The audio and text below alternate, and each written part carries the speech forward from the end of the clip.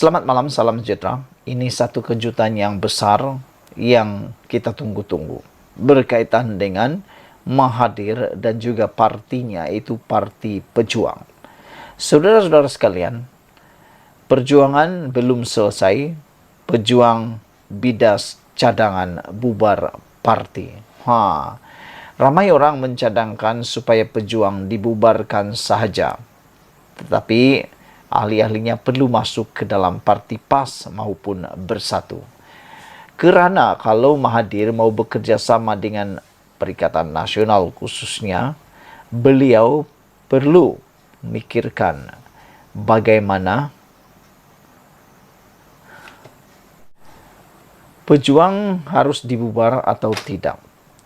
Saudara-saudara, menurut seorang Ketua Penerangan Pejuang, Rafiq Rashid, beliau mengakui parti itu masih tidak mendapat sokongan meluas dalam kalangan rakyat ketika ini, tetapi beliau kata perjuangan belum selesai, pejuang bidas cadangan bubar parti.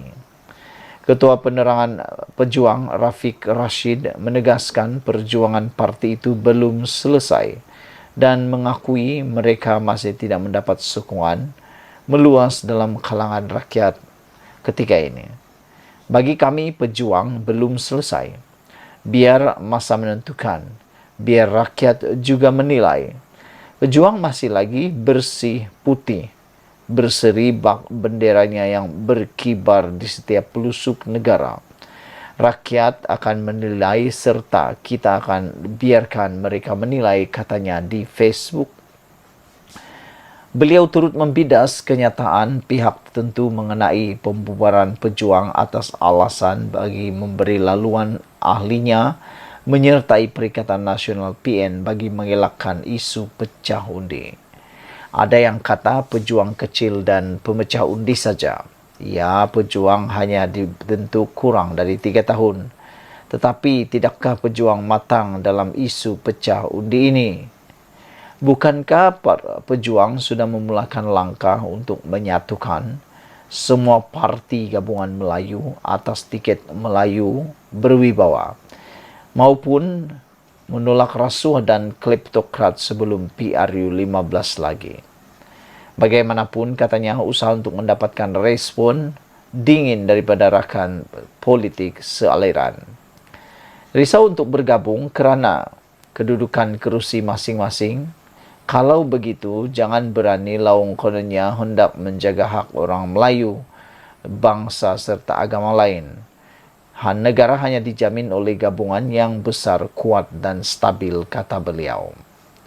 Apabila ada unsur mainan politik, kedudukan dan kerusi serta kepentingan politik atau pribadi, maka jadilah seperti Pakatan Harapan 1.0 PN di bawah Muhyiddin Yassin dan Ismail Sabri, serta PH 2.0 pimpinan Anwar Ibrahim langsung tidak stabil, kata beliau. Yang ini saya benar-benar tak setuju. Kerajaan Anwar Ibrahim adalah kerajaan yang paling stabil sejak 3 PRU lepas. Kerana ini kali pertama semula Anwar Ibrahim mendapat sokongan lebih daripada 2/3. Jadi, bahagian mana, part manakah yang dikatakan sebagai tidak stabil itu? Saya fikir kerajaan yang ada sekarang adalah kerajaan yang stabil kerana tidak ada mana-mana pihak boleh mencadangkan menarik diri. Jumaat lalu, Timbalan Presiden PAS Tuan Ibrahim Tuan Man dilaporkan berkata PN menolak permohonan pejuang menyertai parti gabungan itu kerana tidak mahu pembahagian kerusi antara parti gabungan terganggu menjelang PRN. Katanya, lebih wajar pejuang dibubarkan dan ahlinya menyertai PAS dan bersatu jika mahu terus memperjuangkan bangsa dan agama. Itu lebih baik berbanding banyakkan parti kecil kerana akhirnya ia akan menimbulkan masalah, kata beliau lagi. Jadi saudara-saudara, walaupun melalui saat yang getir, rupa-rupanya Parti Pejuang masih lagi diteruskan. Selamat malam, salam sejahtera. Terima kasih kerana bersama dengan saya di Nazilin Unity Channel. Selepas Najib Tun Razak kini sah kekal tinggal meringkuk di penjara, dan selepas permohonan semakan Najib telah ditolak, ini berlaku dengan anak-anak Najib.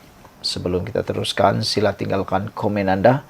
Tekan butang subscribe bagi yang belum tekan butang subscribe. Tekan butang subscribe itu percuma. Saudara-saudara, menurut penganalisis politik, anak Najib perlu tampil bertahan legasi Najib.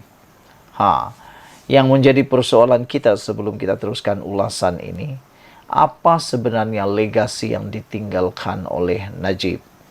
Apa legasi ataupun kehebatan Najib yang menyebabkan legasinya gah pada waktu dia berkuasa?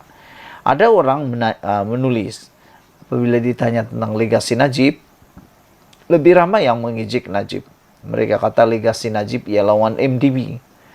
Tetapi kita tak boleh nafikan, ada beberapa hal yang amat baik, cemerlang yang telah diberikan oleh Najib kepada Malaysia.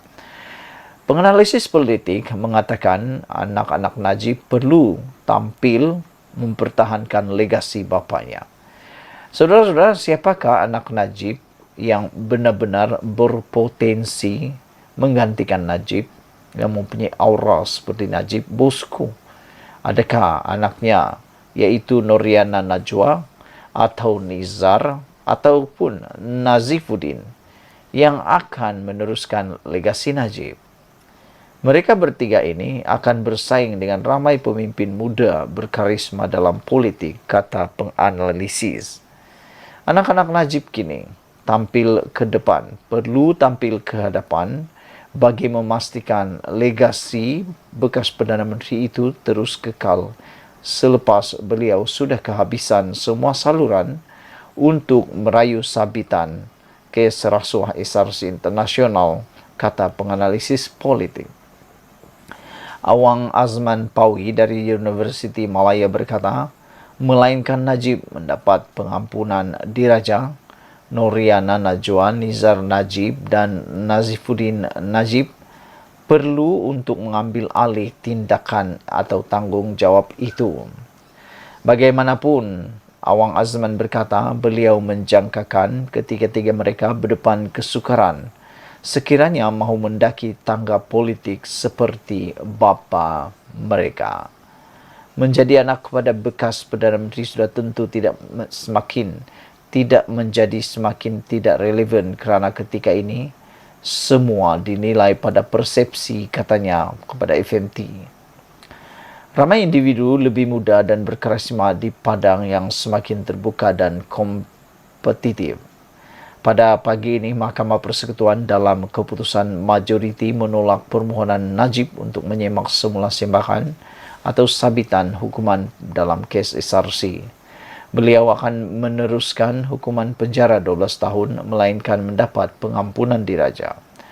Tunku Mohar Mokhtar dari Universiti Islam Antarabangsa Malaysia berkata, penglibatan Noriana dan Nizar sebagai dalam politik dilihat mudah kerana pengaruh bapanya yang masih lagi kuat. Bagaimanapun, mereka perlu berusaha sendiri untuk terus naik ke atas tanpa kehadiran bapa mereka. Ketiga-tiga anak Najib baru-baru ini dilantik ke beberapa jawatan dalam UMNO. Nizar sebagai Timbalan Ketua Pekan, adiknya Nazifuddin Ketua Bahagian Langkawi, dan Noriana dipilih sebagai Exco Puteri UMNO. Sekian dulu, jangan lupa tinggalkan komen Anda, tekan butang subscribe. Kita jumpa lagi, bye-bye.